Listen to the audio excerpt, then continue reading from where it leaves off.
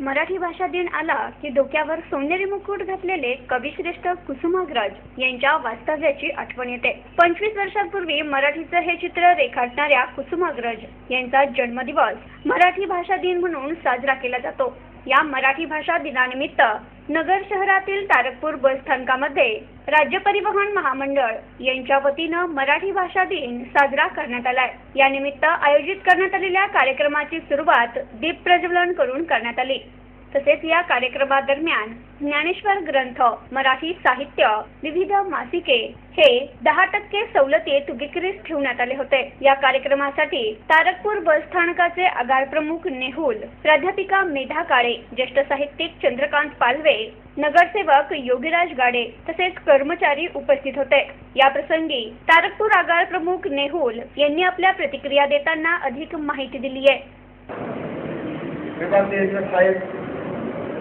खरे साहेब आणि सन्माननीय व्यासपीठ आणि या कार्यक्रमासाठी उपस्थित असलेल्या सर्व पंचपतींनी,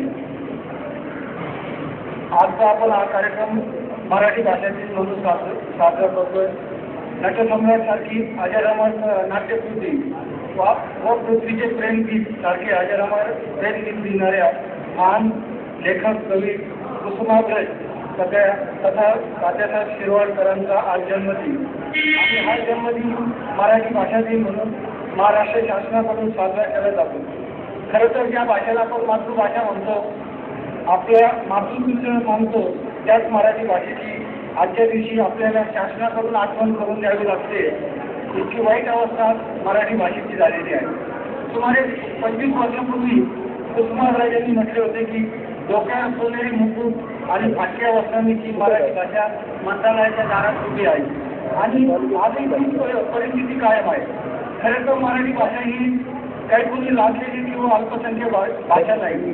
125 कोटींच्या भाषात मराठी भाषा बोलणारे सुमारे 7 कोटी व जगभरात सुमारे 2 कोटी असे एकूण 9 कोटी लोक मराठी भाषा बोलतात।